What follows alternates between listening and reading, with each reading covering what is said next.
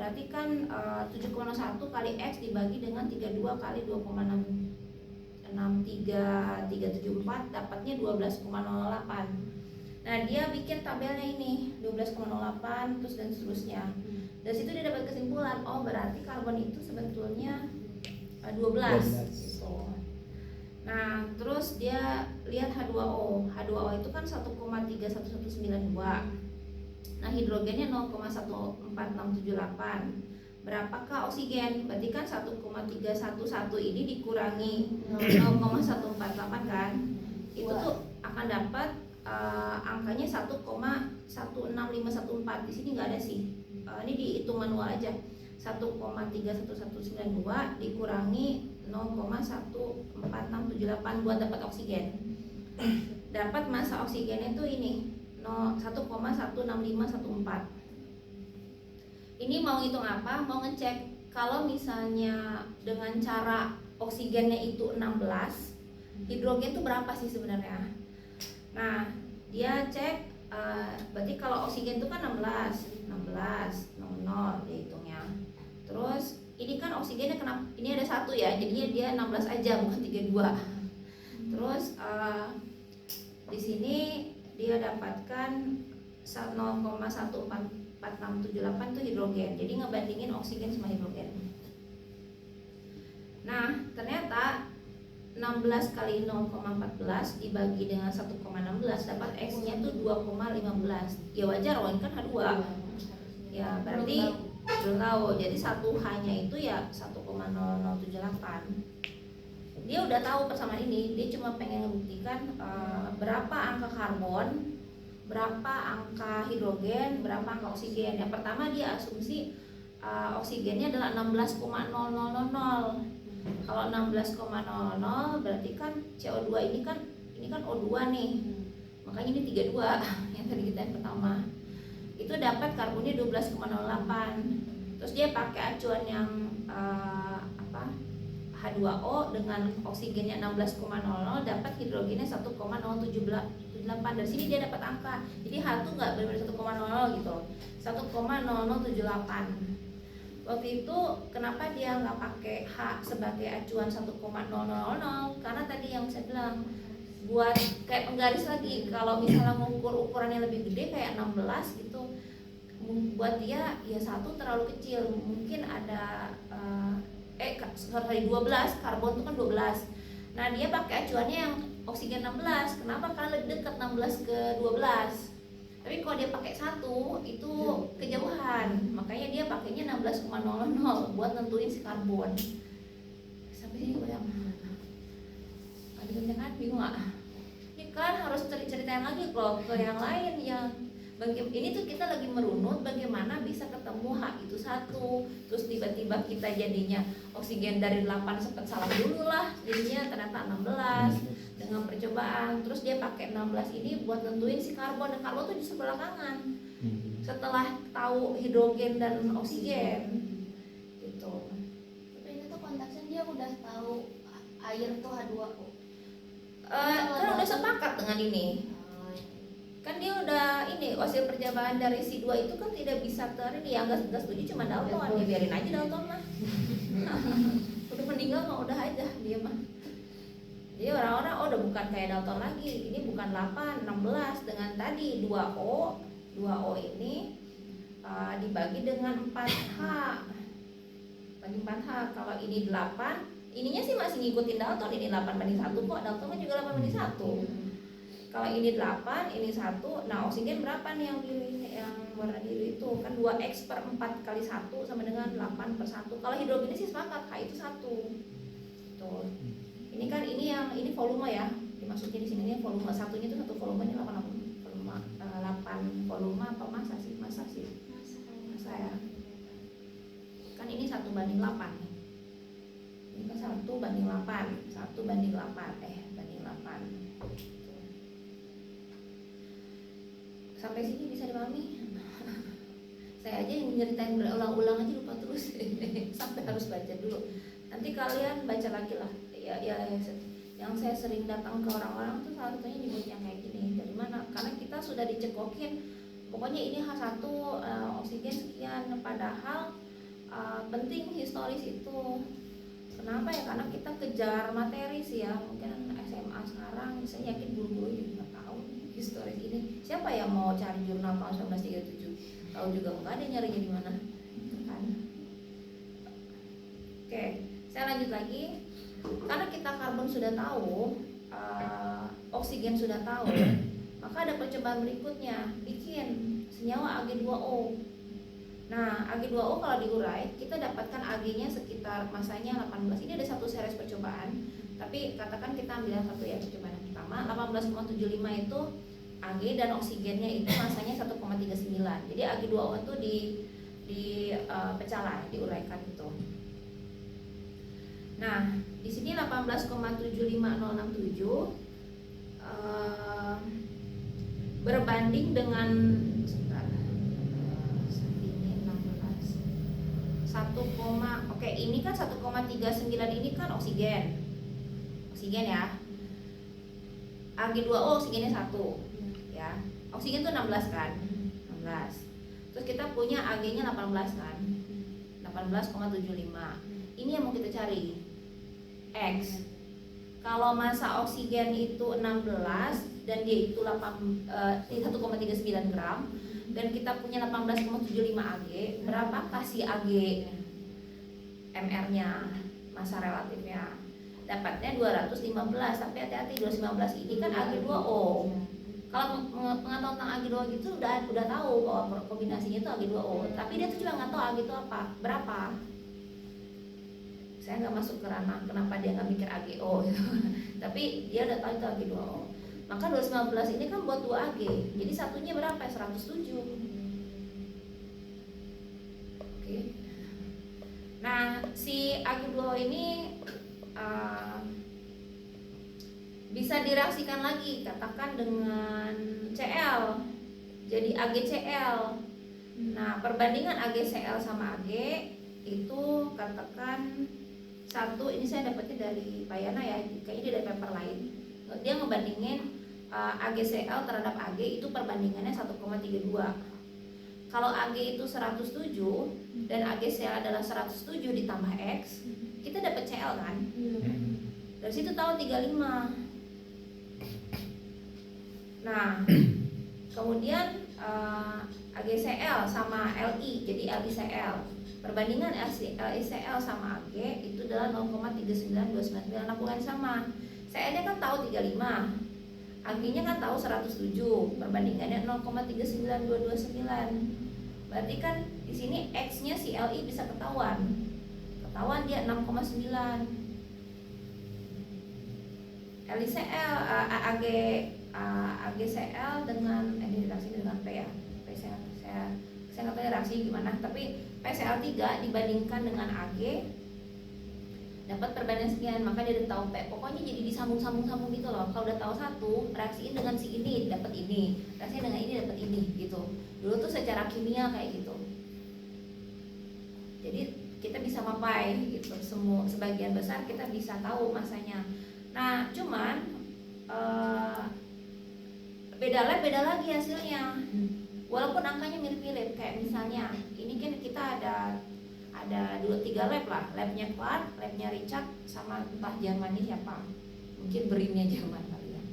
Dia lakukan reaksi yang kayak tadi, dapat aluminium itu 26,9 hidrogen. Kalau hidrogennya 1, aluminium itu 26,91. Tapi kalau ngambil oksigennya 16 sebagai acuan, kita dapatnya 27.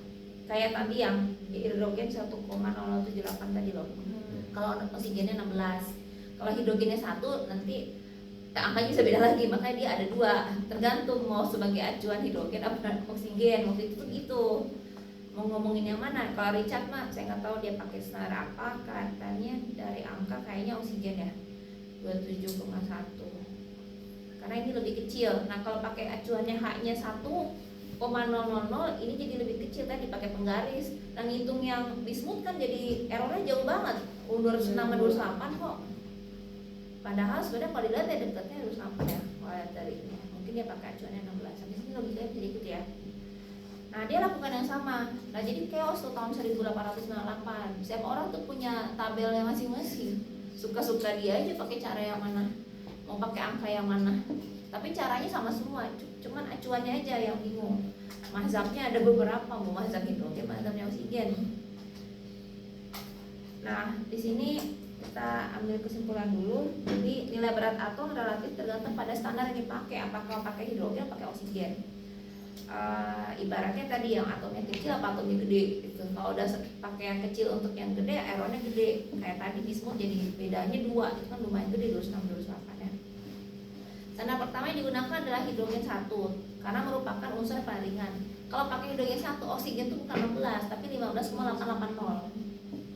Karena kebanyakan unsur dapat bereaksi dengan oksigen, maka selanjutnya unsur ini dijadikan patokan. Udahlah oksigen aja 16 jadi ini karena di tengah-tengah nggak kecilan.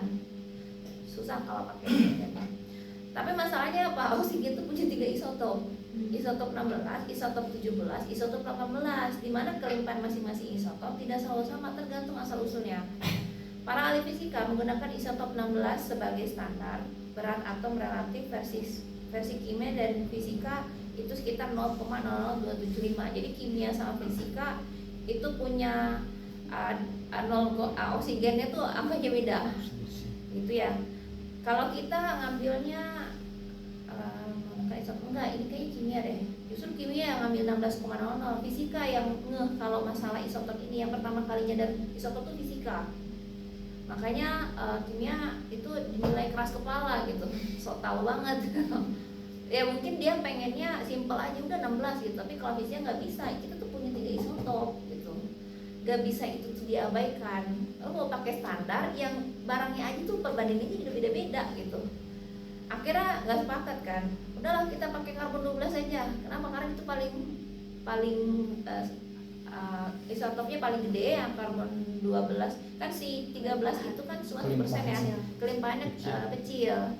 Jadi yang lain-lainnya, jadi udahlah pakai karbon aja, karena kan makanya tadi kan CON karena karbon emang banyak banget kombinasinya dan kelimpahannya besar abram. Jadi udahlah kita pakai aja lah karbon 12 gitu. Ini yang IUPAC yang chemistry, ini IUPAP yang fisika. Jadi kenyataannya tuh pernah tuh kita punya 2 tabelnya si fisika sama tabelnya yang ini tabelnya kimia. Physical of value for fifth monomer physical value for oh sorry ini mah di sini ya, physical value chemical value. Maksud saya ini fisika, ini kimia. Jadi natrium tuh kata si fisika mah 22,98, kalau kata kimia 22,99. Memang errornya kecil, tapi kalau kita udah ngomongin tentang emas, platina itu tuh jadi sangat krusial, karena kan ton itu kan udah bukan lagi milik kayak gini kan, miligram, error dikit nggak apa-apa, udah tontonan kan juga ujungnya duit kan. Jadi ini nggak sepakat nih, makanya tadi baliknya ke karbon, endingnya jadinya ke karbon.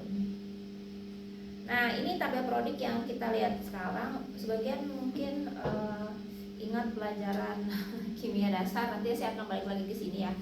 Kalau sekarang sih udah pakai spektrometer massal, nggak lagi ribut kayak dulu. Dan sudah jadi tabel periodik. Nanti kita lihat angka tentang tabel periodik. Saya masuk dulu ke MS. Nah kemarin itu dia pakai reaksi kimia kan. Nah makin kesini udah masuk era instrumen. Nah saat itu ada percobaan dari Thomson. Ini saya akan jelasin tentang detailnya karena saya juga nggak ngerti. Intinya di ujung sini tuh ada plat film gitu. Nah cerita marhum sih yang membuat dia interest sama MS itu adalah gara-gara plat film ini. Ini tuh gambar yang dia nggak pernah lihat sebelumnya di buku-buku yang lain, tapi suatu hari di perpustakaan di Australia itu ada buku yang menurut dia ini menarik dan dia nggak pernah diajari tentang ini, nggak pernah tahu tentang ini, sampai akhirnya dia ngomong ke orang-orang. Saya yakin banyak dosen yang lain tuh nggak tahu tentang gambar ini. Ini gambar tentang apa? Ini gambar yang pertama kali membuktikan bahwa adanya satu isotop yang nggak ada di tabel periodik. Atau awal mula secara percobaan penemuan isotop. Kalau dari kimianya kan mungkin Marie Curie dan itu udah pernah ya, tapi ini secara percobaan, secara instrumen. Kita lihat materinya seperti apa. Jadi Thomson ini dia ngelihat adanya data yang masanya, saya nggak tahu gimana cara dia dapat masa ini ya, tapi yang jelas di sini tuh kita kan punya di tabel periodik kan F itu 19, neon itu kan 20, natrium kan 23. Kalau kita lihat F ini kan 19, neon itu 20, loncat-loncat kan 23. Tapi kenapa ada data yang dia itu 22? Jadi itu plat ini tuh ngomongin itu. Dan seorang Pak Yana itu sangat terkesima dengan hasil ini, yang membuat dia akhirnya mengambil spesifikasi ininya dia apa sih di sini, keprofesionalan bukan dong, apa ya, dia pengennya ahli di situlah intinya, karena dia terkesan dengan gambar plat ini juga yang menjadikan buku MS itu yang kelima covernya adalah ini, gara-gara plat ini. Dia lihat dari mana, dari sini nih, waktu itu dia nggak tahu ini neon, pokoknya ini isotop 22.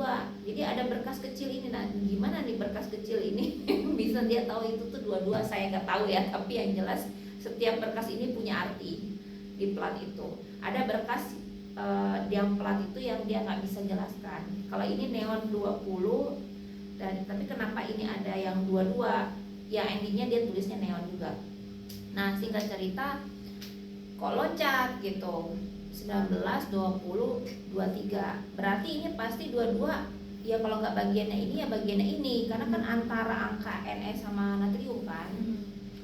Nah, ternyata itu punyanya neon. Jadi kalau ada yang 22 pasti ada yang 21. Nah, dia teliti lagi, ternyata 21 ada di alam dan kelimpahan memang paling kecil, hampir nggak terdeteksi 0,6. Dan yang dia baca ini itu kelimpahannya 9%. Dan neon yang 20 itu sebetulnya 90,4%. Dari sini dia interest, aduh ini harus dicari nih, kayaknya yang lain itu ada banyak yang kayak si neon ini. Awalnya itu si neon, ini pakai instrumen MS juga ya, ini sudah generasi ketiga MS dulu kayak gini bentuknya. Dan si Aston ini dapat Nobel Prize dengan penemuan itu, karena dia menggunakan metode yang sama. Dia bisa dapat tuh kayak misalnya Mg, ternyata dia ada isotop 24, 25, 26. Kemudian dia juga dapat ya isotop yang lain 58, 60, Cl juga 35, 37, tapi dia bilang ada juga yang 39, apa ya. Pokoknya dengan begini dia bisa dapatkan Nobel Prize di tahun 1922 for his discovery by means of his mass spectrograph of isotope in a large number of non-radioactive elements, and for his, kalau radioaktif kan si Marie Curie ya, kalau dia mah ngerjain yang aman-aman aja sih kayaknya yang radioaktif. Bisa diikuti ya kayak gitu. Nah, itu dari Aston, tapi kan juga era instrumen itu berkembang terus. Nah, salah satu yang juga masuk ke sini itu Dempster. Ini lebih dekat ke MS yang modern sekarang, karena bentuknya setipe. Jadi sampel masuk, kemudian di sini ada belokan. Kalau kalian pakai motor kan kalau belok, kalau nyalip mobil kayaknya lebih mudah kan ya, karena motor kan lebih kecil dibanding mobil atau terpick up gitu. Nah, disitulah prinsipnya. Jadi kalau misalnya molekul kecil, dia akan duluan masuk ke detektor. Kalau molekul yang gede itu beloknya akan lebih lambat. Di sini tuh ada magnet. Nanti dia punya ion ya, terus ion di situ ada magnet, sehingga dia pas beloknya itu akan punya kecepatan yang beda-beda. Itu yang kita nanti dapati M per Z itu bisa beda-beda gitu ya. Nah, di sini bahkan mereka bikin lintasan itu cukup gede, kayak ini kalutron mass spektrometer ini gede banget, tahun 1945. Tapi ini tujuannya mau bikin isotop baru. Jadi waktu itu ada uranium 235, detailnya saya lupa ya, ditembakin neutron itu bisa jadi, dalam konteks ini ya bom atom lah, karena dia melepaskan energi tuh yang cukup besar. Jadi dari MS tuh bisa kemana-mana. Kalau ini dia jadi dia sebetulnya mungkin mau pengen cari unsur baru sih, cuman efeknya ternyata ya ada energi yang dilepaskan, yang dimanfaatkannya malah jadi bikin atom. Nah, tapi saya nggak akan masuk ke situ pembahasannya. Kita lihat lebih detail. Di sini ada C, ini adalah kebalik ya ke sini arahnya. Tadi saya gambarnya ke sini. C Sini ada sumber ion, nanti sampel itu masuk, kemudian di sini analis massa, tempat di mana si motor, sepeda dan mobil pickup itu berlomba-lomba untuk masuk ke sini ke detektor, tapi dengan kecepatan yang beda-beda. Nah, magnesium, ini ada contoh magnesium. Kalau kita masukkan magnesium, itu akan ada 3 puncak. Puncak 24, 25, 26. Karena ya 24 itu kecil, dia 2 gitu. Berapa populasi yang duluan 4 itu? Segini. Terus yang 25 segini, 26 segini. Oh, kita tahu ternyata Mg itu ada 3 isotop. Kemudian lihat yang zinc juga sama. Ada yang isotop 64, ada yang 66, ada yang 68, dan sedikit tuh ada yang 70. Dulu tuh MS kayak gini. Ada 4 isotop. Nah, ada yang di sini saya lihat kan ada 4 pemenang Nobel terkait MS ini. Yang pertama ada Aston tadi yang kita sudah bahas. Dia yang pertama kali menyadari bahwa neon itu ada yang 22 gitu. Dan akhirnya dengan metode yang sama, karena curious dia nyari lagi yang lain. Karena dia punya bank data yang cukup lengkap saat itu, akhirnya dia dapat Nobel Prize. Wolfgang Paul ini dia metode ion trap IT, nanti kita lihat IT itu apa. Karena MS itu ada banyak tipe. Di sini ada ion trap, yang terbaru sekarang Orbitrap. Sayang kita nggak dapat tuh kemarin lolos lepas maksudnya, karena Rindia pengennya bukan yang Orbitrap, jadi kita dapatnya yang lain justru. John Bennett Fan ini dia yang pertama kali ngembangin ESI, electron spray. Sebetulnya ini ilhamnya dari cat mobil. Jadi waktu itu dia ngelihat orang itu lagi ngecat mobil, kok spraynya tuh bisa halus banget buat nempel di mobil kan. Dan waktu itu dia lagi kesulitan untuk kayaknya dia masuk ke MS, tapi lagi cari metode pengionan yang paling bagus tuh yang kayak gimana. Dan karena dia melihat itu, oh bisa nih dispraykan, senyawa dispraykan, dibikin molekul kecil-kecil sehingga ya dia bisa bermuatan dan nempel, dan entah gimana caranya lah. Pokoknya teknologi itu sangat berguna sampai dia tuh dapat Nobel Prize gitu. Gara-gara ilhamnya itu ya cat mobil. Terakhir itu adalah Koichi Tanaka, dia yang menemukan Maldi. Yang kerja sama Maldi itu Panizar. Jadi DS3-nya itu dia kerja dengan Maldi dari daun kanabis. Jadi sampel daun kanabis itu ganja cuma ditaruh aja udah ditembak, nanti keluar itu M/Z-nya berapa aja. Terus bandingkan sama literatur atau bank library, nanti ketahuan itu mengandung apa aja sisi daun itu. Nggak ada preparasi yang kayak tadi dispraykan apa, itu mah solid kan. Nggak semua barang itu bisa dispraykan. Kayak protein gede gimana coba orang mau spraykan. Nah, di antara semua yang paling heboh sebetulnya Koichi Tanaka, karena Koichi Tanaka itu dia orang industri. Jadi waktu itu kayak ya kalau industri wajar lah, dia duitnya banyak kok, mau riset apa juga bisa. Yang ini kan orang universitas, dia bisa dapat hasil yang bagus dengan keterbatasan yang ada. Jadi ada rasa tidak setuju gitu kalau dia menang. Tapi rasanya saya tidak pernah mendengar dia lagi. Maksudnya karena kalau misalnya ini kan bisa kedengeran yang ngomong di mana-mana atau apa. Kalau ini saya sering lihat nih, nggak yang asal nggak lihat. Tapi maksudnya kayak ini tuh gaungnya kelihatan gitu. Tapi kalau ini tuh kayak hilang aja. Apa juga orang Jepang gitu ya? Jadi kayak dia malu tuh, terus dia jadi agak menarik diri gitu. Jadi dia nggak kelihatan lagi tuh. Apa sayanya aja nggak pernah nyari dia lagi. Jadi saya nggak lihat publikasi. Tapi ini Maldi benar-benar bagus banget. Salah satu juga yang menjadi wishlist instrumen saya adalah Maldi. Di Indonesia belum ada.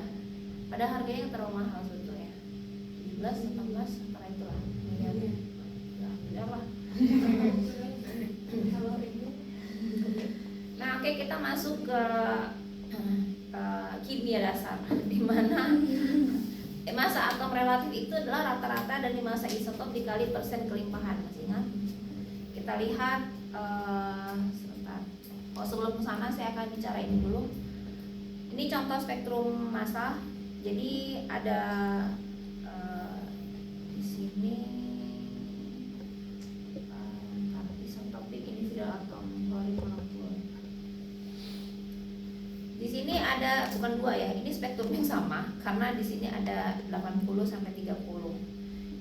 Kita bisa lihat isotop individual, isotop Cl tuh ada dua kan, 35 sama 37. Nomor atomnya 17. Tapi kita juga bisa lihat Cl2 yang 35. Cl2 tuh 35 sama 35. Cl ini yang isotop 35 terikat dengan isotop 35 lagi. Nah, yang ini 37 sama 37. Yang ini ini 37 37, ya ini 35 sama 37. Jadi kalian mungkin akan melihat seperti ini kombinasi MS itu.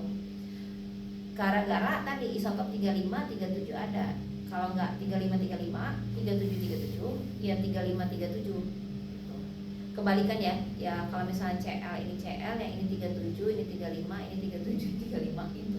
Total kan barangnya itu juga. Nah, pernyataan itu sudah ada dua. Yang pertama adalah berdasarkan pelimpahannya. Yang 35 itu 75%. Yang 37 24%. Memang kelimpahan di alam seperti itu. Atau kita bisa normalisasi. Ininya yang paling tinggi dianggap 100%. Ya ini berarti kalau yang 75 adalah 100, makanya 24 adalah 32 gitu. Jadi sebetulnya tergantung kalian mau pakai yang mana dulu, ini bisa. Tapi seringnya yang atas, yang kanan sini saya nggak terlalu ini ya, secara intensitas kita nggak terlalu ini karena udah instrumen udah olah sendiri ya. Jadi saya lebih pada kalau MS ngeliatnya yang bawah justru gitu. Kalau intensitas nggak terlalu perhatian karena kita lihat spektrum massa seperti apa. Misalnya kita punya zirconium, ini nih tabel periodik, kita lihat gimana bisa dapat angka ini yang ada di tabel periodik. Zirconium itu ada 5 puncak kalau di MS. Zirconium 90, zirconium 91, 92, 94 dan 96. Gimana bisa dapat angka ini? Ini ada di sini dasar sebenarnya. Jadi zirconium 89 ini 89 ya, walaupun saya nulis 90. 89,9. Ini hasil data MS ya, angkanya sampai 6 angka belakang koma. Dikalikan saja dengan persen kelimpahannya. 0,51 karena dari 51%, 0,11 dari 11%. Ini sama dengan kayak CL tadi 35 sama 37. Setelah kalian kalikan, totalin aja. Kalau ditotalin pasti angka ini. Sekarang bukti angkanya dari mana teman-teman ini? Tidak ada ini. Cuma mungkin sudah lupa lagi. Oke. Jadi yang lain juga gitu, tabel yang ngisi zirconium dan teman-temannya. Jadi hasil dari mengkalikan kelimpahan dikali dengan persen kelimpahan dikali dengan isotopnya itu ada berapa persen. Oke, bisa lanjut. Oke, saya lanjut ke sini. Kita punya M per Z 122,03678 100%. Katakan ya ini MS nya gini ya, ini 100%. 123 ini 7,7, 124 0,7. Kok totalnya nggak 100? Ini yang pakai yang ini ya. Yang ini ya, gitu ya.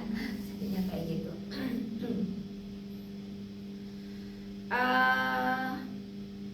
Sebentar saya lupa lagi ngomong apa ya.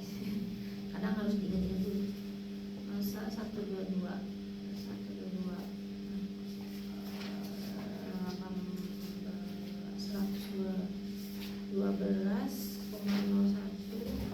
kali 7 1,08 15 122,12. Jadi kalau kita mau mengukur senyawa asam benzoat, ini kan C7H6O2 ya kan.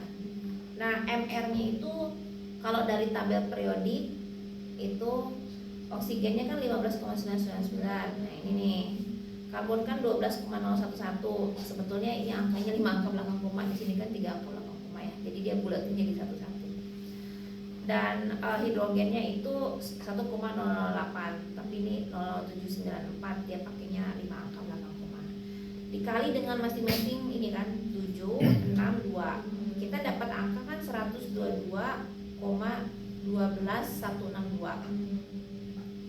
Kalau dibulatkan 122,122. Jangan dipikir keluarnya adalah cuma begini doang.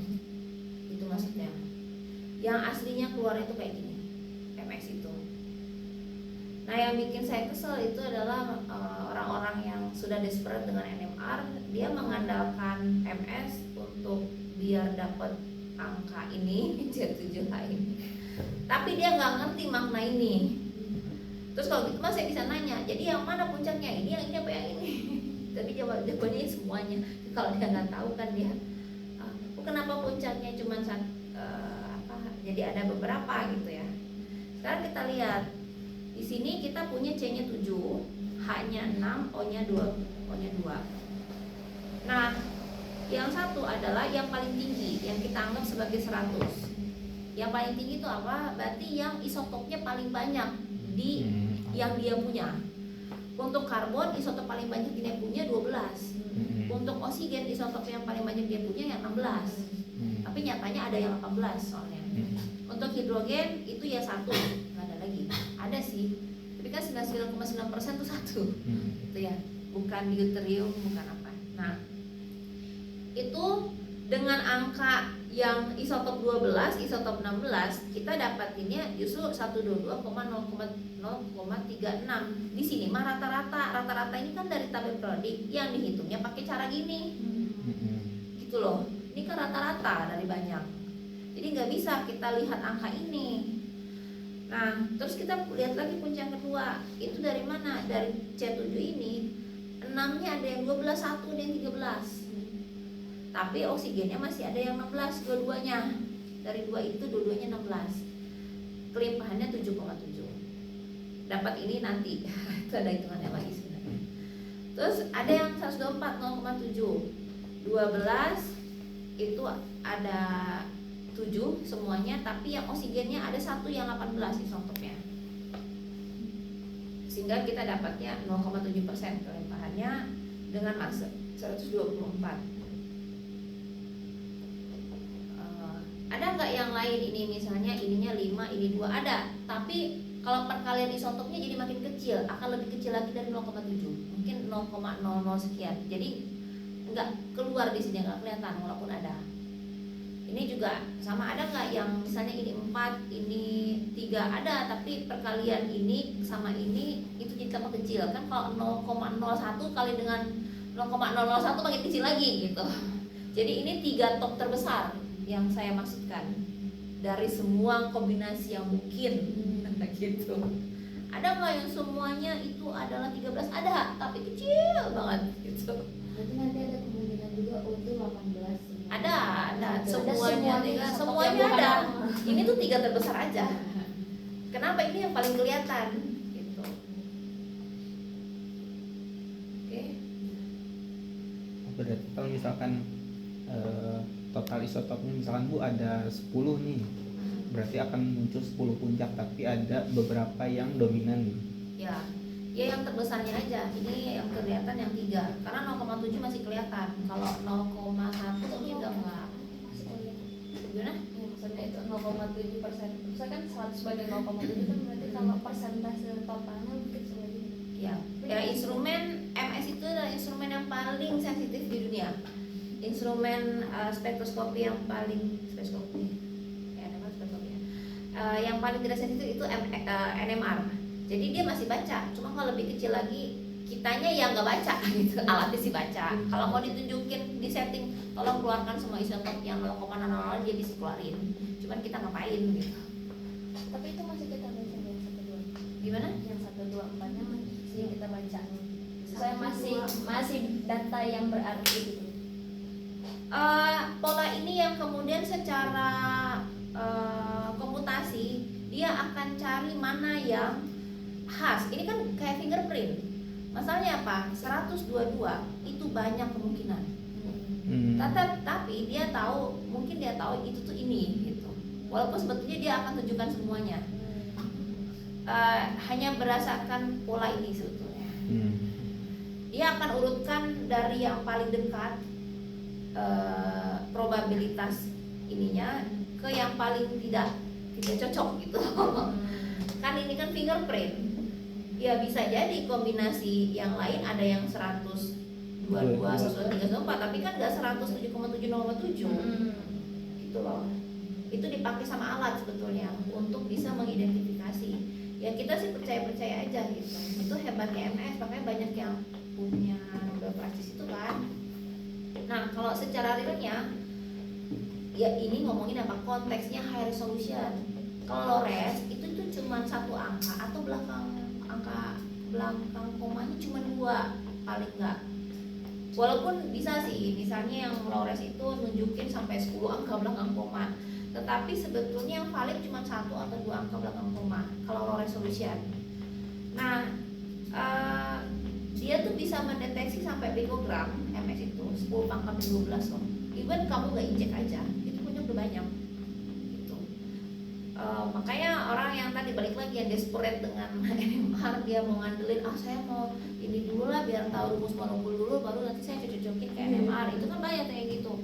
Nih kalau mau ditunjukin dengan MR nya 122 aja nggak pakai belakangnya, itu kita punya banyak kemungkinan. Siapa yang tahu itu senyawa kalian yang mana? Itu kan. Bukan dari fingerprint gimana? Ya tadi balik lagi, kalau misalnya ada yang lain yang mirip-mirip kan bisa jadi ya. Ini kan dibulatin aja 7,7, 7,68 aja bisa yang lain loh. Maksud saya gitu. Makanya saya lebih prefer NMR dulu. Kalau kamu sudah yakin dari NMR, kita kan bisa dapat ini kan, struktur ini. Baru nanti kita akan cari cocokin mana yang puncak ini tuh ada nggak gitu. Jadi ini nanti digambar di ChemDraw, kita dapat exact mass, angkanya berapa, kita cari di MS. Nanti saya ceritakan alurnya kayak gimana. Tapi kalau ini blind ya, blind bener-bener ada serbuk putih, terus kita masukin. Ya bisa aja kayak gitu, tapi biasanya lebih MS-nya harus spesifik. Misalnya lab forensik, ya dia nggak akan bisa dikasih sampel padi. Walaupun ada MRZ122, nanti keluarnya tenaon gitu. Padahal dia library-nya itu forensik. Makanya alat itu MS itu ketika kita beli dia tanya ibu kerjanya apa, ya gara-gara itu library-nya ngikutin. Kalau balai padi, kan balai padi juga punya MS yang 7 angka belakang koma, saya pernah kesana soalnya. Ya dia cuma metabolit primer sekundernya punya padi. Kalau saya kasih dia obat-obatan belum tentu dia bisa tahu itu siapa dari library.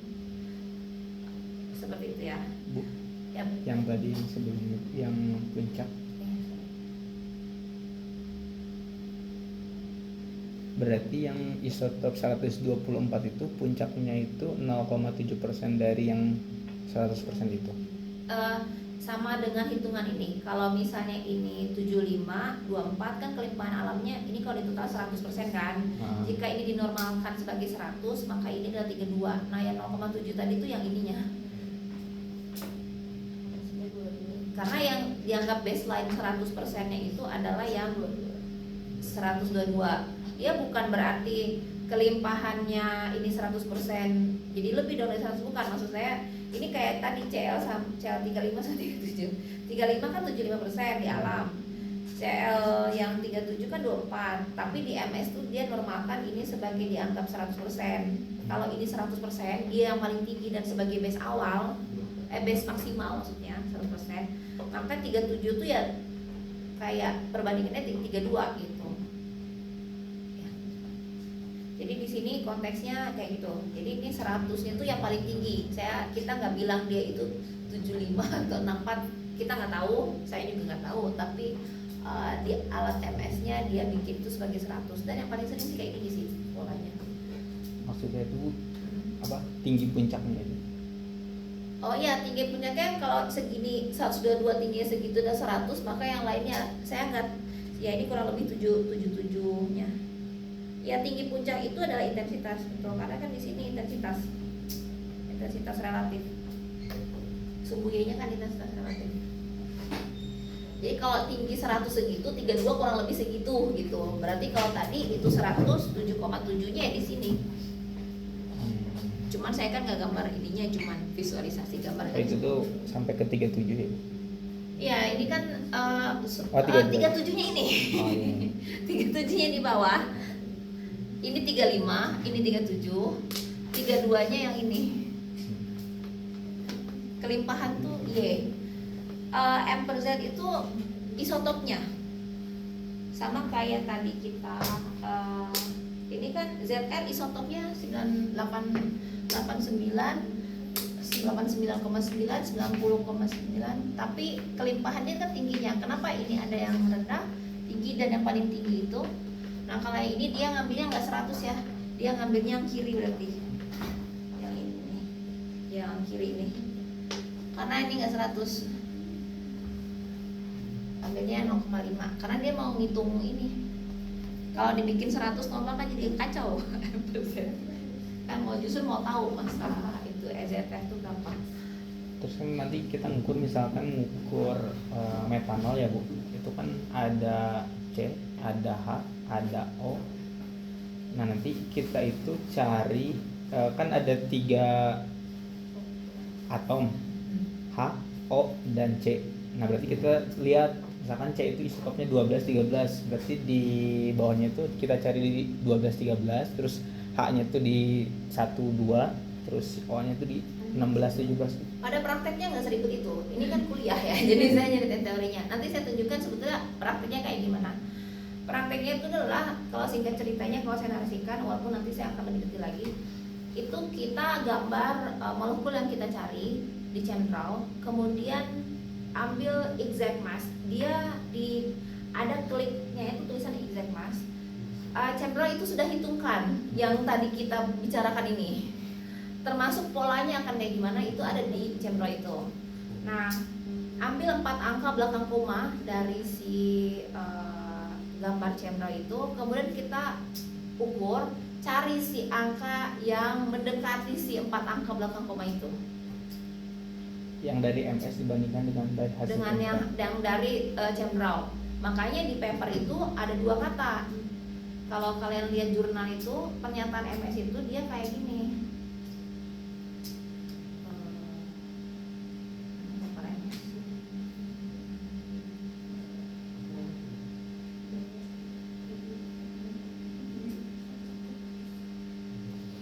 Nah ini MS itu dia ada 79,054,10 itu kan calculated, itu tuh exact massnya yang ChemDraw yang tadi saya bilang.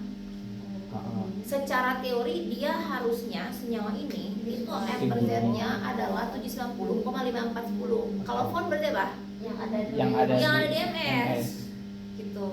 Kita nggak cerita tentang isotop ini 12-nya ada 6 gitu, enggak. Itu tuh ketika saya mau menceritakan pola. Tapi sebenarnya komputer dan MS sudah hitungkan gitu. Kita nggak harus ngelihat ini.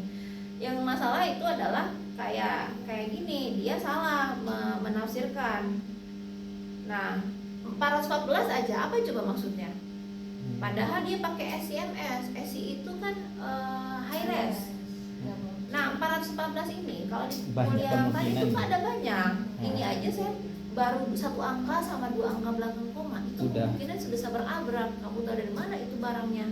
Ini ya nggak salahnya tuh, low res-nya nggak salah, tapi dia nulisnya SC.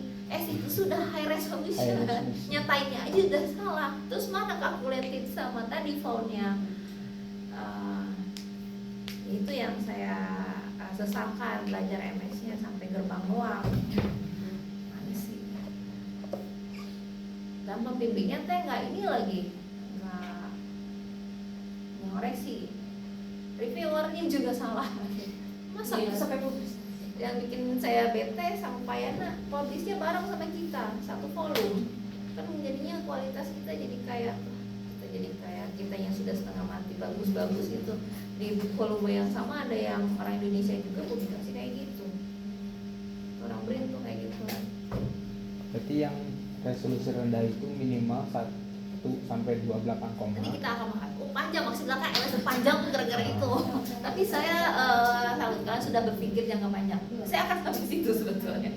Tapi belum. Ini masih pengenalan loh. Saya belum masuk ke lebih detail. Ini masih kayak ngenalin istilah, bahkan belum masuk ke ini. Betul, nanti kalau Lores itu 1-2 angka belakang koma. Kalau Harris itu 4 angka. Unpad itu punya Lores. Even kita minta 4 angka belakang koma dia bisa tunjukin, tapi sahihnya cuma 2 angka belakang koma. Sahih. Sahih itu apa? Ya itulah maksudnya secara Oh, ya. valid. Kayak tadi harusnya kan kalau di Cendrau itu sekian, tapi 2 angka belakang komanya yang persis sama. Kalau pakai Lores solution, Lores murah 2 miliar juga dapat. Hares yang mahal bisa 13. Ini mau apa ya? Oh ini kafein, sampelnya Ayu. Kafein itu kan CN8H10N4O2 ya. Di sini ada kata nominal mass.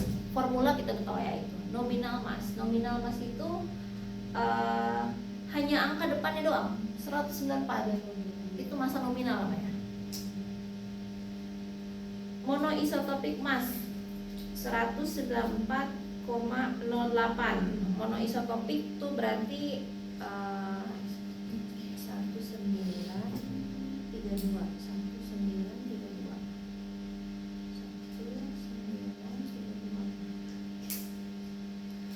Monoisotopik mass itu hanya untuk satu jenis doang, kayak gini nih 122036778 tuh monoisotopik gitu. Kalau average itu ya rata-rata jadi rata-ratain aja. Rata-ratanya bukan jadi 195 ya, tapi kan rata-rata tuh dikalikan juga dengan kelimpahannya, kan dominannya yang 194, makanya average-nya jadi lebih gede ke 194 meskipun kita punya 195, 196 dan 197 mungkin. Bayang nggak? Jadi rata-ratanya di dalam konteks ini juga ada kelimpahan di situ gitu. Ini istilah-istilahnya. Kayak istilah yang lain belum masuk MS ini baru istilah.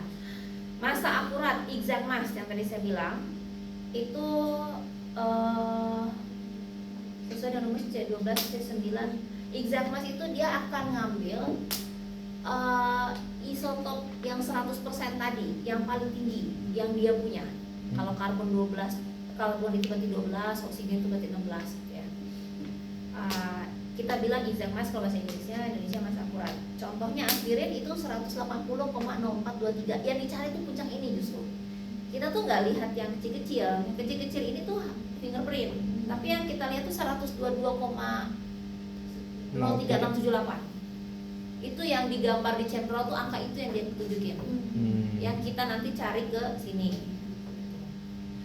Nah, agaknya pun harus hati-hati waktu pas ngerjainnya, maka operator MS itu saya nggak mau yang abal-abal. Yusuf yang saya kasih karena dia yang kecerdasannya di dalam konteks ini. Dia harus memilih yang mana puncaknya, yang untuk diklik dan mengeluarkan C7H6O2. Itu yang susah di MS. Ada pengolahan lebih lanjut ya prakteknya itu ya prakteknya. Nah, balik lagi. Nah, exact mass ini 180,0423. Massa nominal itu angka depannya aja. Jadi kalau low res itu ya paling 1 atau 2 angka belakang koma. 2 atau lebih molekul dengan massa nominal yang sama kita bilang isobarik. Itu istilahnya isobarik. Contohnya ada 4 senyawa sama persis 190 nominalnya. Bedanya cuma di belakang doang, itu pun 1 angka belakang komanya itu juga sama-sama 0. Iya, jadi pas kalau kita lihat satu ya CHNO-nya aja udah beda gitu. Kalaupun mau nggak ada nitrogen juga ada 2 yang mungkin yang ditunjukin ini pun. Kalau ada nitrogen ada 2 juga. Kalau nggak tahu apa-apa bahkan lain ada 4 kemungkinan. Jadi yang gitu tadi saya balik lagi MS tuh susahnya itu. Jadi jangan pikir kayak ada sampel bisa nggak pakai MS aja langsung tahu itu siapa. Ngana pikir aja 180 itu ditanya dari mana gua tahu itu sampel lu. Lagian sampelnya juga yang datang macam-macam. Ada yang dari Lebigas misalnya, ada yang dari Badan POM, mana kan susah kita. Library kita nggak sebanyak itu dan hasilnya kan belum tentu valid. Makanya saya sering nolak yang minta kayak gitu. Pertama, library kita belum tentu mumpuni, bisa jadi false kan. Yang kedua, itu tuh campuran. Jadi kalau campuran tuh semua bisa muncul. Ya susah kan kita, banyak puncak. Yang mana coba puncaknya? Yang ketiga oke lah campuran pisahin, gimana Pak kalau nggak gravitasi, misahin 2 aja kan udah setengah mati, gue dikasih sampel isinya 100, itu kan tuh namanya disertasi. Mau bayar berapa? Kalau kamu bayar 20-30 juta saya kerjain lah, mau bayar cuma 2 juta mah ngapain habisin waktu, itu kalau main kasar ngomongnya ya. Makanya kerja sekolah yang benar, kerja di institusi itu ya itu kerjaan kalian. Makanya punya pegawai itu training buat kerja kayak gini, yang bukannya malah ke kita ngasih PR ke kita untuk kerja yang lotnya seperti itu bayarnya sedikit. Itu yang saya nggak happy. Kalau mau gini oke lah, saya mau kerjain itu, tapi kasih alatnya, saya mau kerjain oke gitu. Bu saya nggak bisa, pegawai kita loan semua. Jadi tolong ini kerjain lah, bikin kayak gini, kita punya campuran, mau tahu ini siapa. Istilah nggak beliin MS gitu, kita kerjain. Berarti Kamu semakin berarti. banyak yang ukur, semakin banyak library. Harusnya kayak gitu. Cuman masalahnya kan ini mahal. Library jangan pikir harganya cuma ratusan juta, itu sudah bisa MM-an. Mending MM itu lifetime belinya. Kadang ada yang sampai cuma 5 tahun, kayak XRD kita library-nya itu cuma 3 tahun. Udah gitu kita perpanjangnya itu udah sampai ratusan juta. Kalian bayarnya cuma 500.000, 600.000, kapan beli ke poin kita. Cuman kan kalau ngeliatin duit ya gitu ya, tapi kan kita ngeliatnya kayak oke lah, mungkin biar anaknya bisa lulus lah, bisa publikasi dan sebagainya. Itu ya tinggal beda cara pandang aja. Cuman orang menganggapnya sesimpel itu, kayak semua tuh ya mudah gitu. Padahal prosesnya nggak simpel. Ini aja kan udah bisa bingung lo yang mana gitu. Yang bikin kesel kalau misalnya dimasukin ke ranah hukum kan susah. Jadi kalau di film-film kan langsung seset gitu, kesannya mudah ya. Tapi ya juga mungkin ya forensik ya mungkin ada dari MS-nya juga. Nah ini makanya satu institusi kalau punya MS tuh jangan satu, kalau bisa tuh 5. Kita kan punya 3 bahkan di ruangan basement itu kan, ACMS, MSMS sama yang HRMS. Sayangnya tadi ekspertisnya nggak banyak. Saya udah pegang MR, saya harus pegang MS lagi, itu lumayan juga PR-nya, 24 jam saya nggak bisa pegang semuanya. Jadi kita belum punya ekspertis yang ke situ. Meskipun namanya ada ya.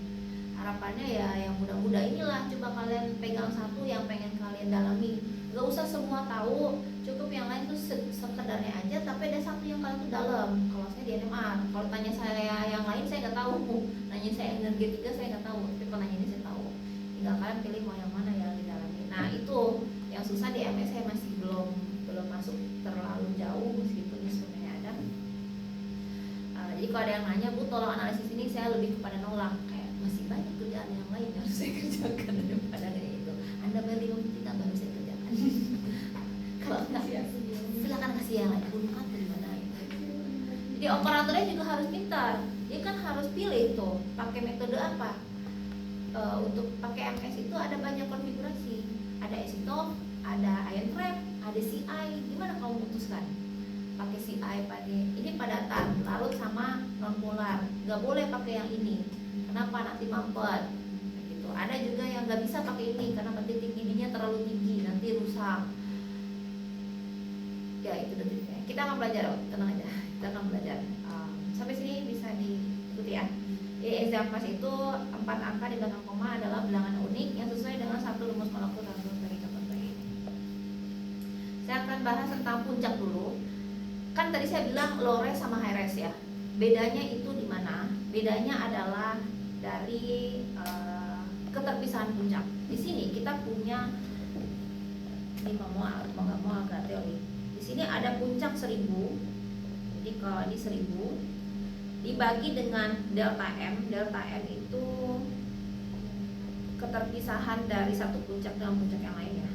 Delta M 4.800. Jadi kalau kamu punya puncak ini ada 3, dan perbandingan antara, kan ini kan masih 1000 ya, 1000 dibagi dengan delta ini, kalau semakin besar berarti kan ini makin kecil, iya kan? Berarti itu semakin tinggi resolusinya. Nah nih misalnya gini, kan antara ini sama ini deltanya nggak ada ya. Ini adalah delta, ini deltanya jelas gitu ya. Sorry, berarti makin besar ya. Makin besar makin bagus. Balik maksudnya. Makin besar makin bagus. Makin besar berarti ini makin kecil ya. Makin kecil. Oke. Berarti kalau R yang dalam konteks keterpisahan ini makin besar makin bagus. Jadi resolusinya makin tinggi. Satu lagi istilahnya ada FWHM. FWHM tuh puncak ini berapa 1000 dibagi dengan lebar ini 0,1. Delta M bawah, delta M bawah ini saya ralat lagi, bukan delta M yang ini konteksnya delta M yang bawah. Semakin kecil semakin bagus kalau ini kan semakin lancip ya. Bawah. Ya semakin lancip. Nah FWHM ini yang sering kita pakai bukan yang ini sih, yang ini yang bisa pakai sering. Jadi kalau kita punya misalnya 1000 dibagi dengan lebar ini delta M ini, itu semakin kecil semakin runcing, semakin bagus resolusinya. Nah ini kan ada angka 10.000 nih, karena dia 1000 dibagi 0,1 nya yang ini jarak ini sama kali ya. Kenapa sih dua-duanya delta M jadi saya bingung. Ya kalau angka ini di atas 5.000 itu kita bilang resolusinya tinggi. Kalau misalnya ini kan 130 ya dibagi dengan lebar ini kan besar ya, berarti kan R-nya kecil. Tapi kalau yang ini 130 dibagi yang sekecil ini kan berarti makin besar ya. Itu resolusinya tinggi. Makanya ini 10.000, ini 5.000, ini 2.500, ini 1.000 FWHM-nya. Kelihatan bedanya. Yang 10.000 ada 3 puncak. Sini kan kita nggak ada 3 puncak. Jadi kita bilang resolusi atau daya pisah. Yang resolusinya tadi lebih dari 10.000 kita bilang resolusi tinggi dan melaporkan masa akurat hingga 4 angka di belakang koma. Kalau yang resolusi rendah itu yang tadi sekitar di bawah 2.500. Yang harganya 2 miliar ya kayak gini puncaknya. Tapi harganya 13 sudah kayak gini. Padahal barangnya sama. Oke, saya masuk ke sini. Anggap kalian mengukur asam benzoat. Asam benzoat jangan dipikir dimasukin ke dalam MS terus langsung ini karena exact match-nya segini. Sebetulnya bukan ini. Kalau kalian masukin sampelnya ke konfigurasinya acetov, maka yang keluar kalau enggak yang ini, yang ini. Ya, kalau enggak yang ini. Kalau acetov. Kalau pakainya CI itu yang positif radikal itu keluarnya yang ini. Jadi beda-beda. Kenapa bisa demikian? Kita lihat sistemnya dulu. Kan sampel itu masuk ya. Itu nanti dia akan melewati beberapa step. Yang pertama source, yang kedua analyzer, yang ketiga ion detector. Ion detector sebetulnya nggak masalah ya, detector aja. Tapi yang penting adalah 3 ini. Nah, source-nya ini yang saya akan bahas pertama. Dia tergantung bentuknya. Dia bisa jadi positif radikal, bisa jadi M plus H plus, bisa jadi M min H min, bisa juga dalam bentuk seperti ini. Tergantung tipenya.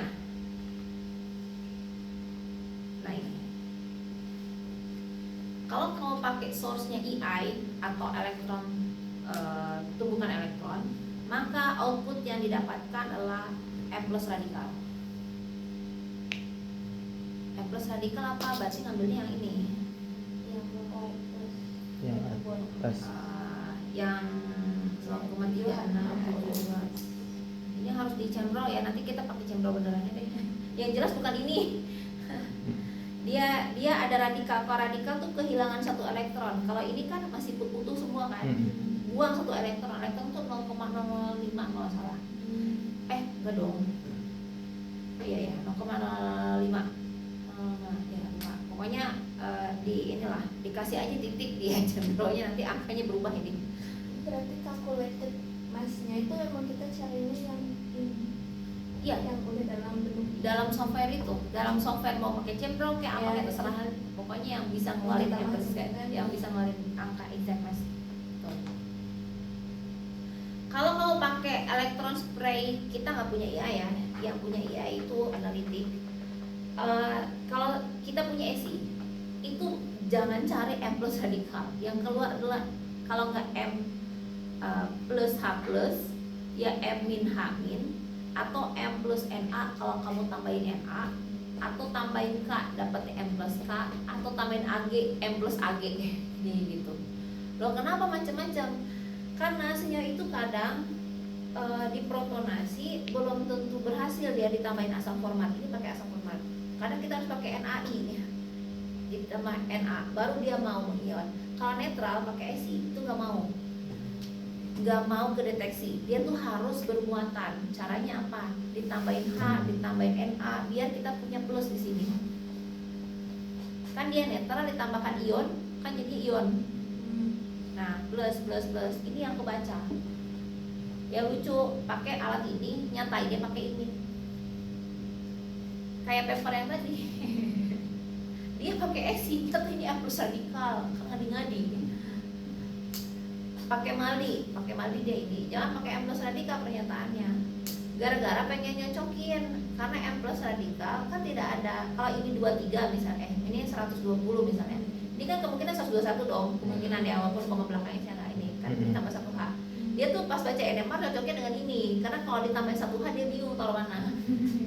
Ada yang kayak gitu. Jadi dia nyatain ini M plus radikal, karena paling cocok sama NMR yang dibaca ini, padahal salah. Mau MS-nya nggak itu kok. Jadi kan kita nggak bisa validasi bagaimana dia pakai ESI 144 di sini, tapi dia, nah ini juga dia pakai ESI, yang ini pakai ESI tapi nggak pakai belakang koma, yang ini pakai belakang koma 5 angka. Ini juga plek-ketiplek banget, cuma beda di sini. Padahal hidrogen itu nggak 1,000 kayak gini. Iya. Hidrogen kalau kalian tadi berapa? Ini kan saya 0,78 kan? Nih. Yang berarti kan 16. Lebih besar ya. Ya ini kan ngawur banget itu papernya. Saya kalau ketemu orangnya udah berapa sih ketemu orangnya di acara, jadi kayak dia udah S3 ya, jadi kayak kesel gitu.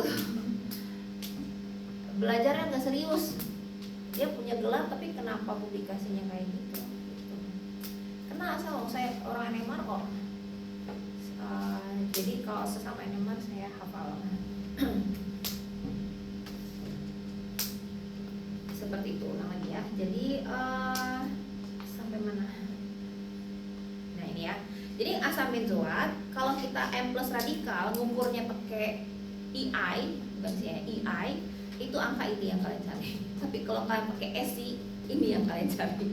Oleh karena yang pas mau MS tanya, Bu saya mau ukur MS, boleh tahu nggak alat MS-nya apa? Karena apa ya? Karena itu akan mempengaruhi pernyataan kalian di paper, di disertasi, tugas akhir dan tesis kalian. Jangan sampai ESI kalian nyatakan M plus radikal, wah itu metodenya EI kok. Oke, seperti itu. Ini semua digambar pakai general. Nah, kita lihat part-partnya dulu. Walaupun tadi agak ngejlok sedikit, agak fokus ke source. Sebetulnya sini alatnya tuh kayak begini. Ini ada alat main unitnya, ada komputer, ada UPS, ada pompa vakum. Nah, di sini itu ada ini. Walaupun di sini pompa vakum, ini vakumnya untuk bikin dia sampai 10 pangkat 7 ya, bukan pompa vakum. Ini pompa vakumnya itu adalah maksudnya di dalam ini source analyzer ion detector yang di sini itu bekerja dalam keadaan vakum gitu, hanya dibantu oleh pompa vakum. Vakumnya ada 2, vakum 18, 28. Tapi yang terbaru rasanya sudah disatukan. Ini pakai oil, ini yang oilnya yang mahal. Satu botol jerigen itu 6 juta. Jadi kalau misalnya kalian sampel cuma 1, saya nggak akan nyalain MS. Kenapa? 1 kali saya nyalain aja, saya udah pakai 1 jerigennya si oli pump itu sekitar 6 juta, mereknya Edward. sampel 600.000 nggak break even point, listriknya gede.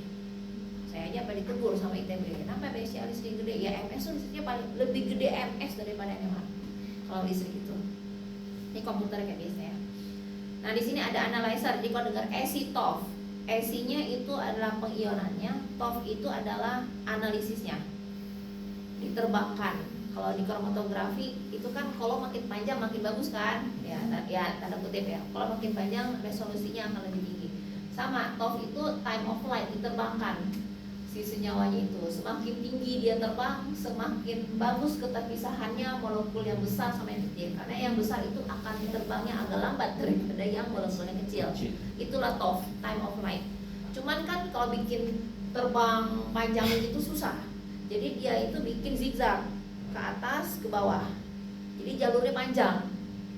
Makanya kalau kalian ke NMS di basement itu kalian akan lihat LCMS yang dia ada cerobong, kayak cerobong itu panjang nih, karena itu TOF-nya tempat diterbang gitu. Kalau dibikin unsur baru yang tadi bom atom itu dia nggak dengan cara ini, dia bikin sinkrotron, dia puter. Pernah lihat ya? Diputer, gede kan, bisa satu kota tuh sinkrotron itu, dia puter sama dia biar lintasannya panjang. Itu poin yang lainnya. Vakumnya 10⁻⁷. Kalau belum sampai 10⁻⁷ nggak bisa running. Itu harus benar-benar nggak ada udara. Dan alat kita tercapai setelah 3 hari dinyalain. Yang lain Senin baru bisa nyampe 10⁻⁷, itu hari Rabu atau hari Kamis baru bisa. Nah ini sebelum nanti kita lanjut lagi, jadi balik lagi ya, ada ionisasi, analisis massa, ada deteksi. Kalau deteksi itu detektor nggak masalah. Yang penting ini, ionisasi itu ada berapa cara? Bisa dalam fase gas, bisa dalam fase larutan, bisa dalam fase padat. Tergantung sampelmu apa. Kalau misalnya fase gas, sampelnya boleh padat tapi nanti digaskan maksudnya. Berarti apa? Titik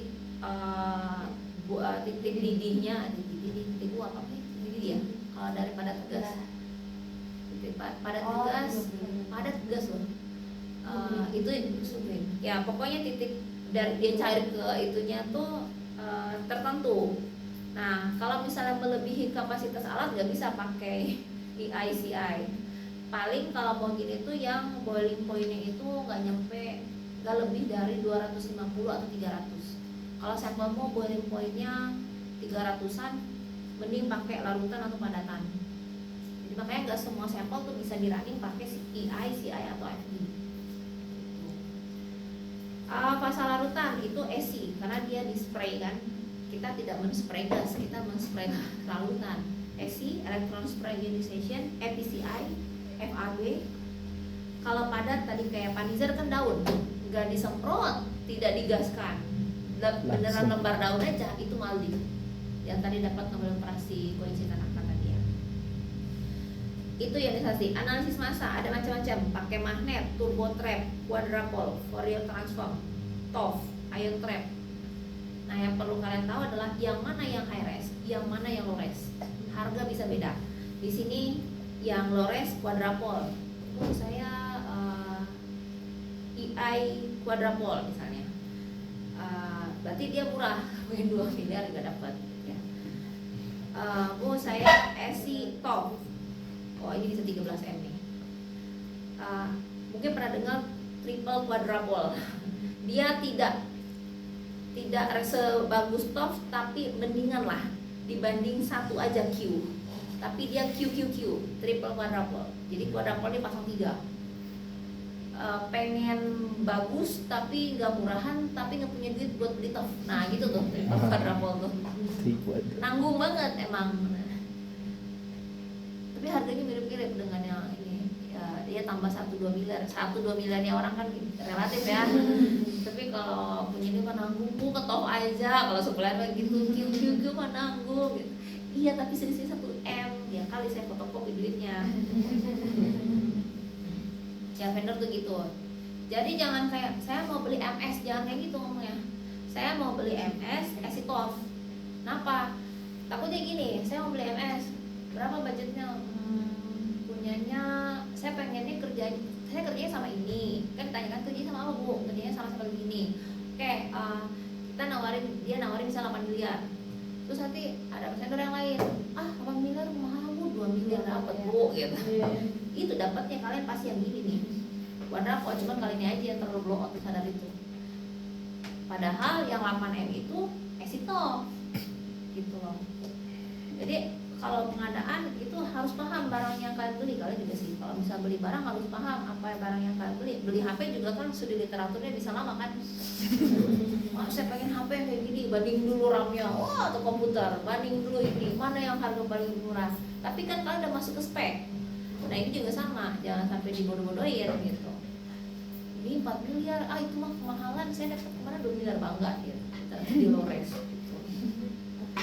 Mana aja yang HRS, turbo trap, TOF, Fourier transform, magnet itu HRS. Jadi pas kalian ngobrol, kita ITB baru beli MS loh, MS yang mana? Ya ini.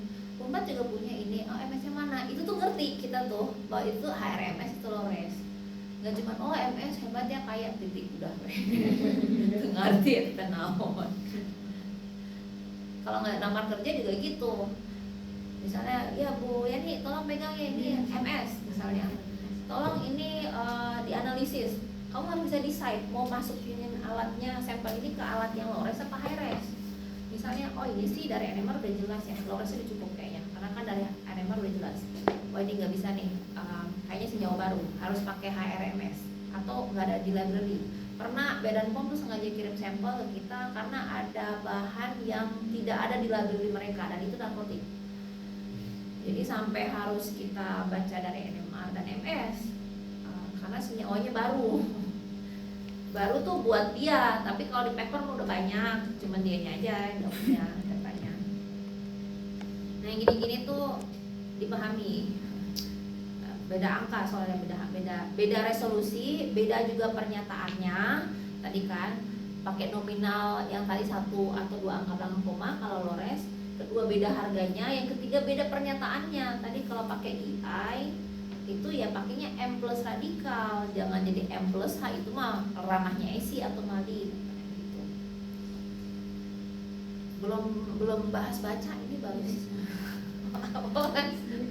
belum baca, ini belum ngomongin spektrumnya, baru ngasih pemahaman doang.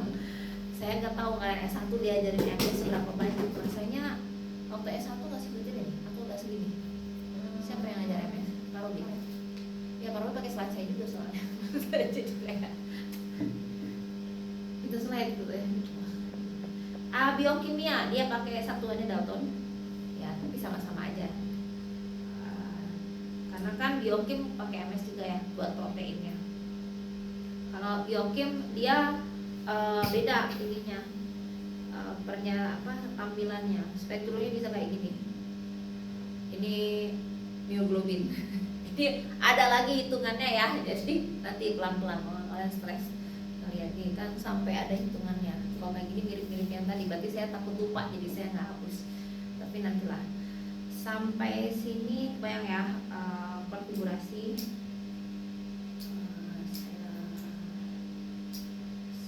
Saya 10 menit lah. Oke, tadi ya pasar gas kita pakainya ampas radikal, ESI pakainya begini, MALI pakainya gini. Ini tampilannya juga udah beda. Kalau pakai M plus radikal kita punya banyak loh. Tapi pas pakai ESI agak sepi, padahal barangnya sama. Di spektrum MS-nya bisa beda. Banyak orang kayak MS pusingnya, ya karena dia nggak ngerti.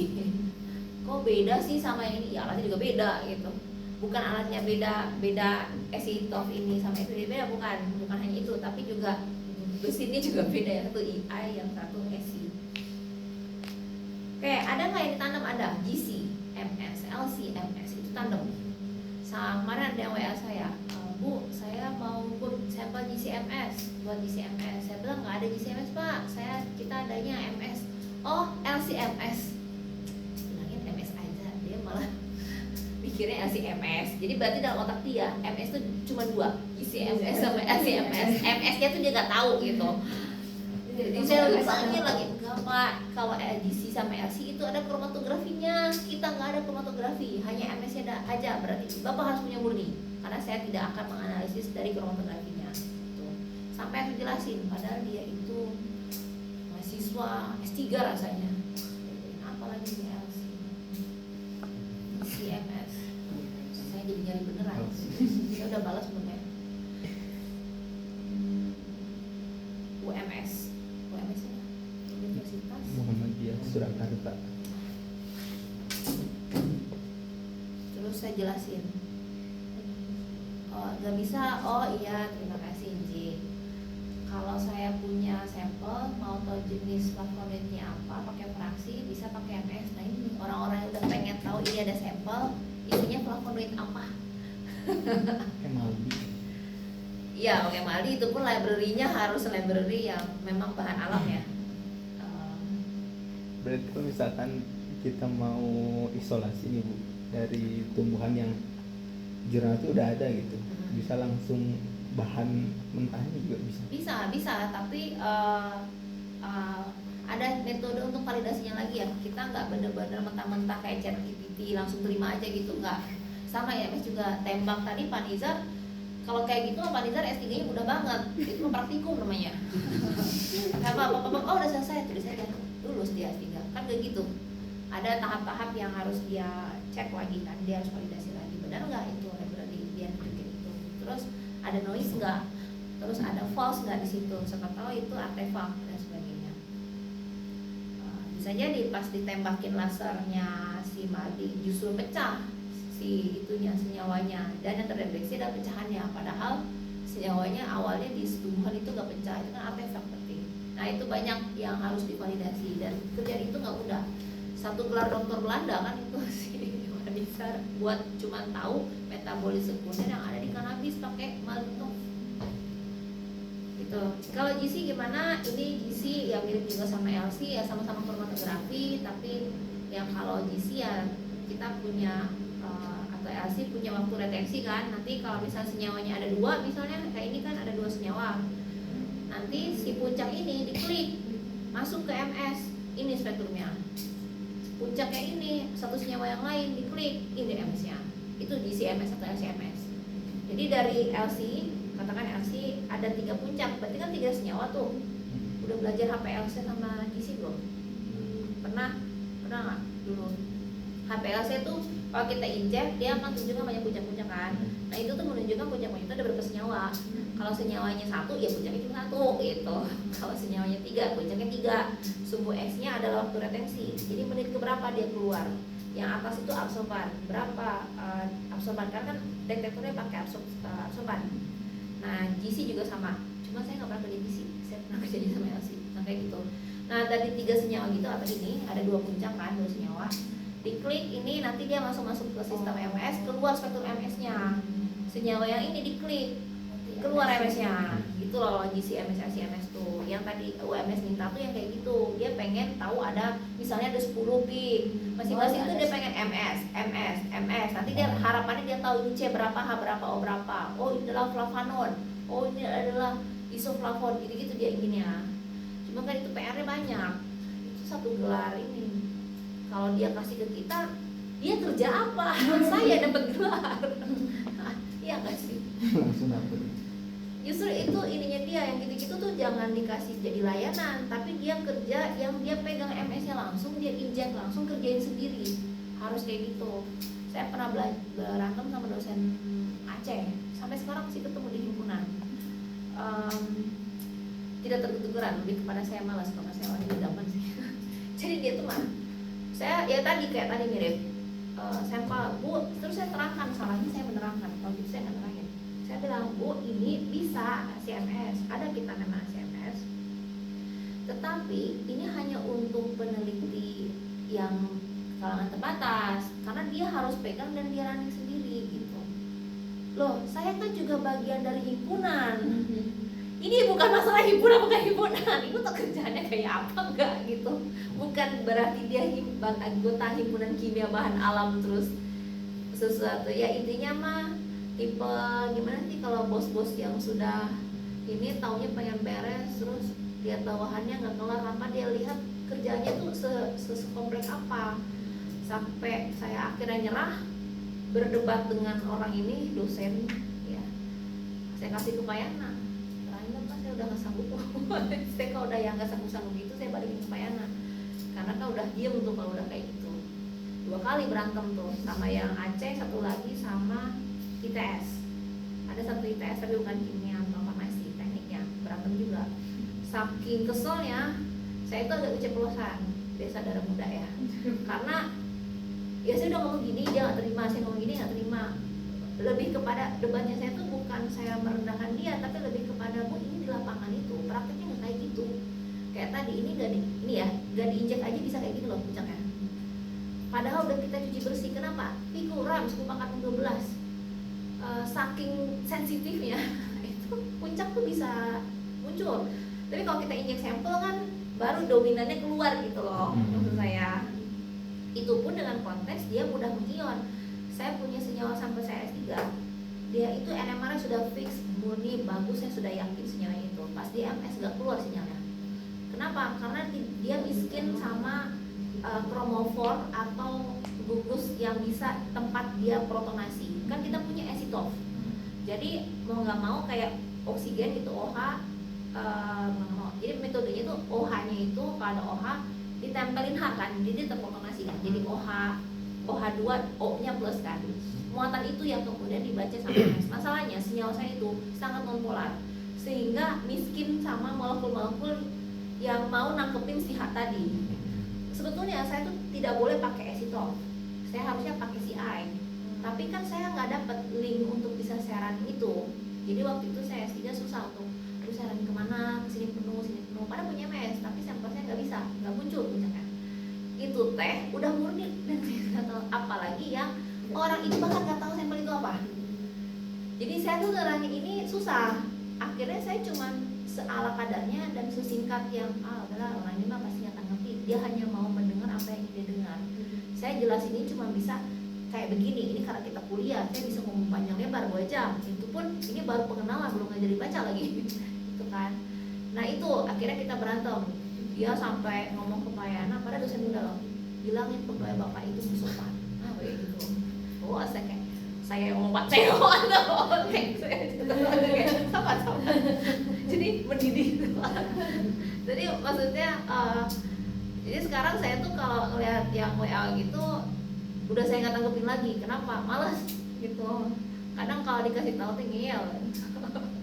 Dikasih pengertian teh bukannya ini.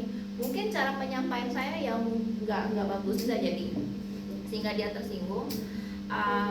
Karena saya juga kan nerima customer se Indonesia ya. Dan sebetulnya tupoksi saya bukan itu. Waktu itu kan saya mahasiswa. Jadi kayak dalam kontes ini ya Pak Yana ngerasa nggak enak sama saya. Uang saya nggak digaji ITB dapat SK sebagai operator NMR kok. Nggak ada SK-nya. Waktu itu saya sedang S3, saya ngerjain itu karena saya pengen ahli di situ, bukan karena saya pegawai ITB. Kalau saya resepsionis itu saya pasti salah. Tapi kan saya bukan resepsionis, saya hanya ingin membantu yang pengen ngukur gitu. ITB nggak ada uang untuk bayarin pihak ketiga. Uang ngisi nitrogen helium aja saya. Padahal kalau misalnya yang benar itu kita bayar orang dan itu bayarnya $1.000.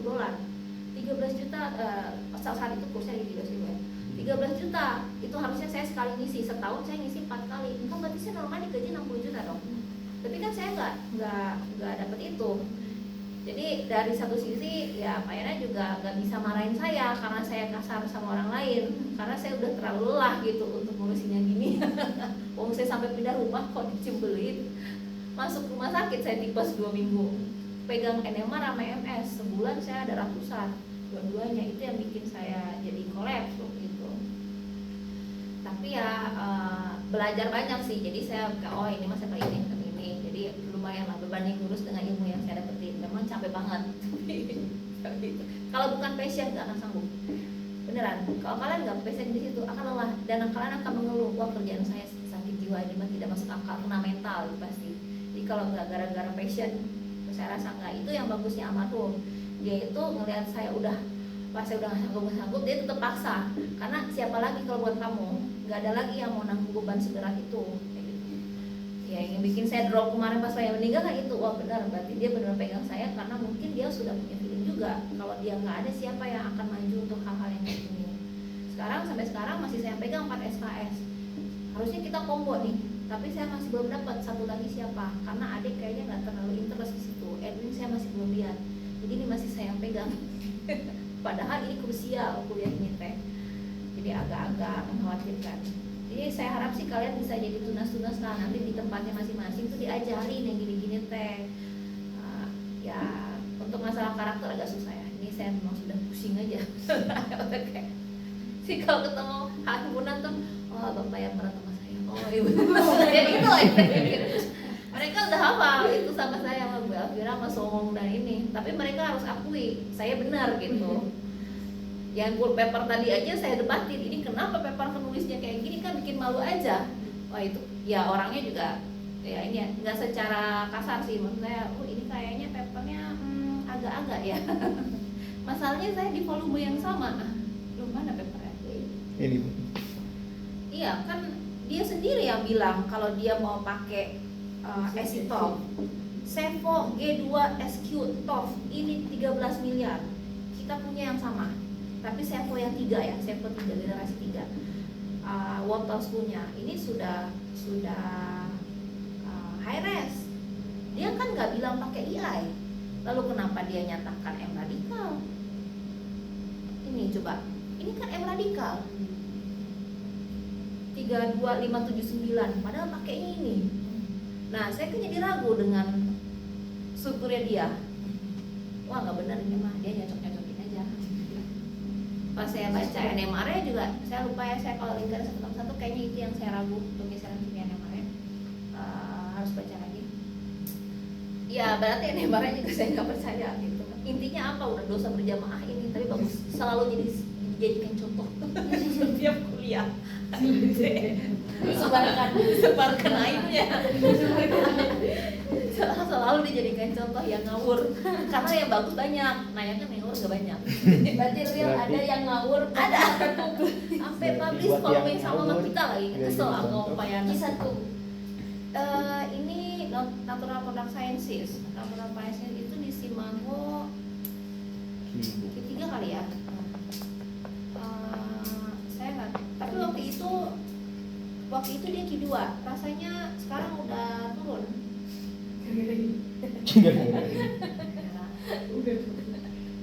Sekarang doanya ya, oh sekarang Q4 bahkan dia turun. Semester 3 dia. Coba kalau Q3 kok.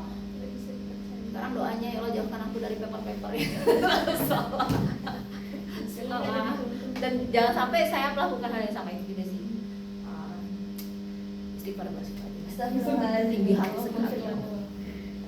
Ibu berarti memilih metode alat yang kayak tadi miliknya Esieto itu tuh tergantung kerjaannya juga. Maksudnya Betul. Ini. Jadi saya harus lihat dulu sampelnya.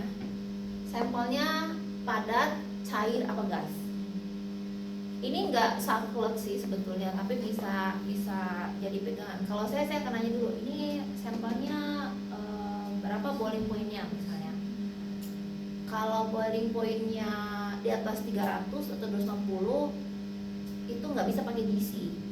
Kalau pakai GCMS ya, pakainya LC. Cara lainnya adalah senyawanya diesterkan dulu. Misalnya kalau punya karboksilat atau apa yang gugus itunya tinggi ya, jadi dibikin ester biar boiling point-nya turun, baru kita pakai GC.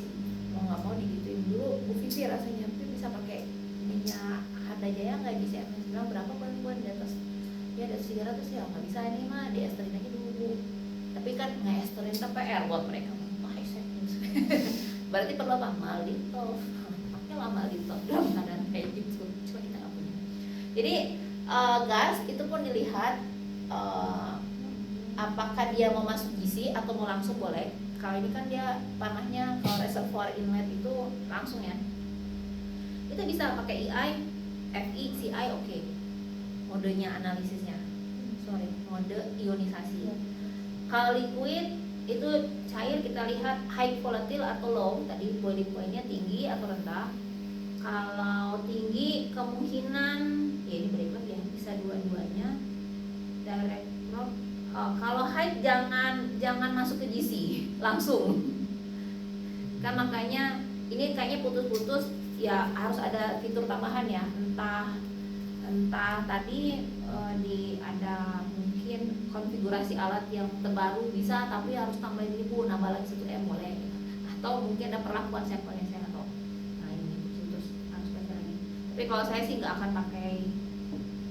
Kalau kalau high nggak pakai, sorry yang high ya nggak pakai ya, low yang pakai gitu bisa GC.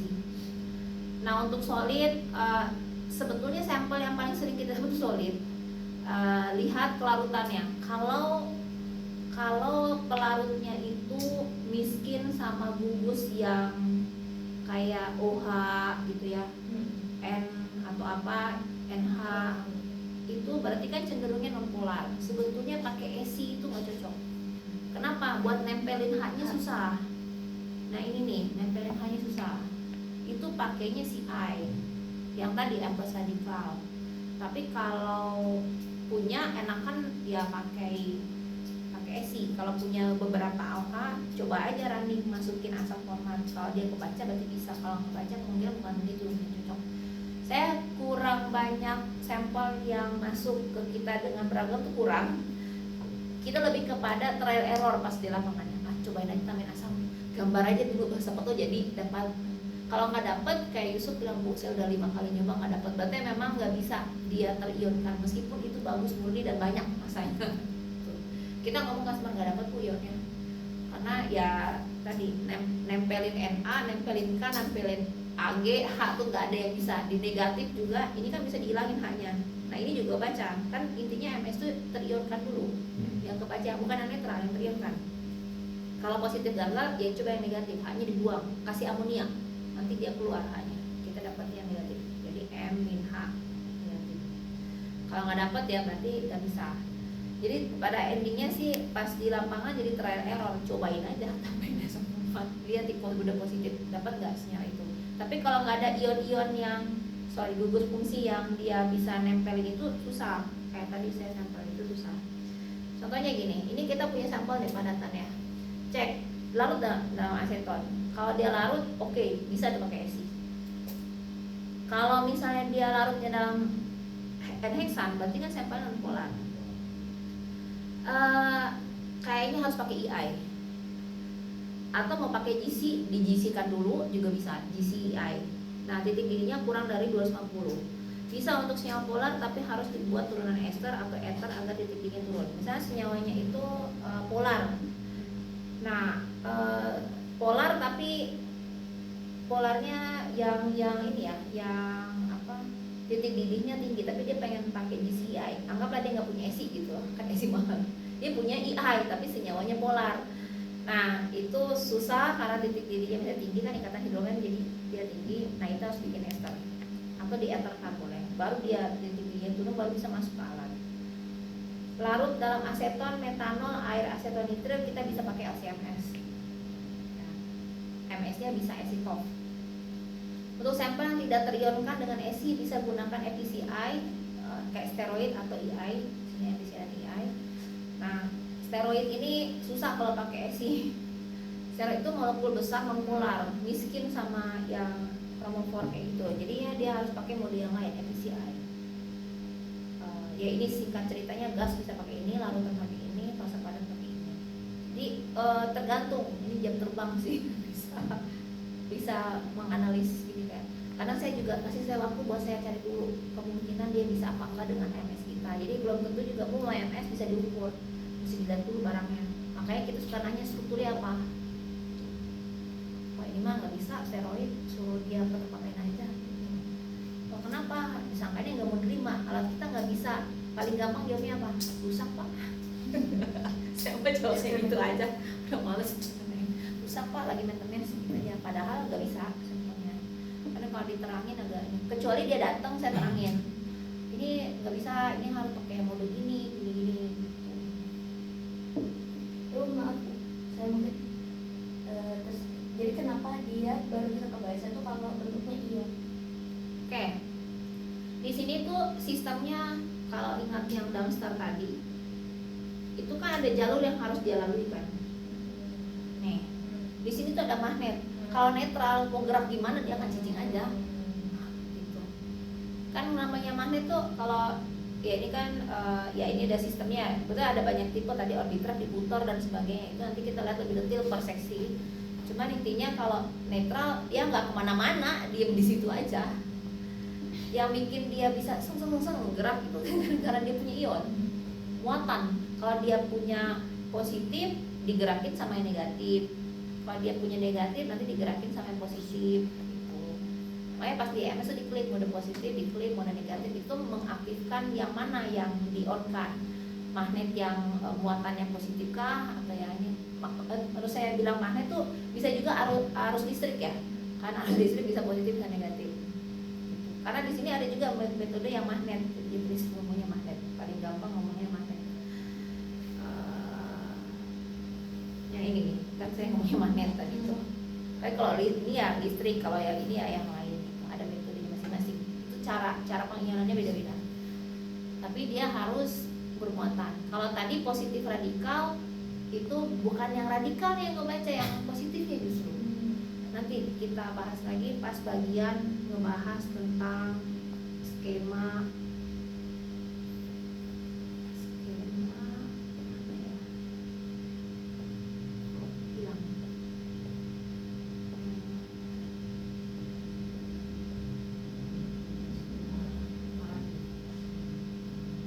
Posmen ada. Ya nanti saya cek slide itu. Nanti ada yang ini ganjil genap gitu. Ada aturannya. Rasanya sih yang ngajarinnya malah di ICO ya. Ada yang ganjil genap. Positif radikal nanti gejulan ganjil. Kalau kalian pernah lihat MS yang dipotong-potong kayak gini, nah ini ada aturannya. Masalah ganjil genap positif yang mana, radikal yang mana yang dibaca. Ini yang paling sering diajarin karena taunya orang-orang tuh MS ini, padahal enggak cuma ini maksudnya. MS itu ada banyak spektrumnya. Bisa yang EI, nah EI sama CI untuk barang yang sama spektrumnya beda. Kalau yang kiri EI 86 yang tinggi, pas CI 236 yang tinggi. Tapi nantilah kita bahas. Karena yang EI ini ada mutilasi, perpotongan dipecah-pecah sama dia, makanya kecil kan 86. Kalau CI dia malah ngeliat yang bentuk utuhnya 236, 86 nya malah kecil. Jadi tergantung kalian pakai alat yang mana. Pertemuan lagi sih 2 kali ya besok ya, depan. Sama sekali ya. Soalnya MS tuh banyak sih memang. 3 lagi, sangat. Saya mah tidak mau kompensasi libur, itu sudah hak. Banyak usia ini. Nah ini kan cara kenapa dia harus muatan positif dan yang lain tadi yang muatannya kan harus bermuatan itu. Kenapa saya harus positifkan? Belum lagi yang tadi protein kayak gini. Ini ada mau tahu protein log M per Z nya bisa 800an, R nya bisa tahu kita ada berapa dan sebagainya. Nah ini metode-metodenya. Tapi kalau ESI nanti fraksinya nggak masuk lagi. EI kan yang radikal. EI itu udah potong-potong. Betul. Makanya EI itu puncaknya ramai. Yang dulu belajar kayaknya kan Ya pasti IA yang diajarin. Kayak semua MS itu selalu ada mutilasi kan gitu. AI itu yang paling umum memang dia akan nunjukin hasil potongan-potongan. Kayak ini kan AI. Ini AI nih. Yang di ujian kan ini fragmen apa gitu. Jadi iya ya, ini yang paling mudah untuk diterangkan. Tapi aslinya nggak cuma ini. Kayak tadi kan AI sama CI beda. Nah ini beda. Kalau yang kita punya lebih mirip ke CI. Saya lihatnya peronnya, saya nggak perlu bilang potongan. Kayak asam benzoat tadi, itu dilihat tuh sebagai asam benzoat. Asam benzoat terprotonasi. Saya nggak ngelihat benzen terus CO2 lepas itu enggak. Karena saya modenya ESI. Kita baru bicara pemotongan asam benzoat kepotong di karboksilat sama aromatik ketika kita bahas EI.